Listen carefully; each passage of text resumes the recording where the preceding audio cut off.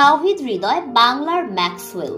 বাংলাদেশকে হারিয়ে ম্যাচ শেষে উপস্থাপকের প্রশ্নের জবাবে তাওহিদ হৃদয় ও জাকের আলীকে প্রশংসায় ভাসিয়ে বাংলাদেশকে নিয়ে একই বললেন রোহিত শর্মা। বিস্তারিত জানুন পুরো ভিডিওতে। টপ অর্ডার ব্যর্থতায় ৩৫ রান তুলতেই ৫ উইকেট হারিয়েছিল বাংলাদেশ। সেই ধ্বংসস্তূপে দাঁড়িয়ে সেঞ্চুরি করেছেন তাওহিদ হৃদয়। আর ক্যারিয়ার সেরা ইনিংসে লড়াইয়ের পুঁজি পায় দল। এদিকে ম্যাচ শেষে উপস্থাপকের প্রশ্নের জবাবে তাওহিদ হৃদয় ও জাকের আলীকে প্রশংসায় ভাসিয়ে রোহিত বলেন, বাংলাদেশকে যে ধ্বংসস্তূপ থেকে বের হয়ে ব্যাটিংয়ের হাল ধরেছিলেন জাকির ও হৃদয়, সেটা ছিল অসাধারণ।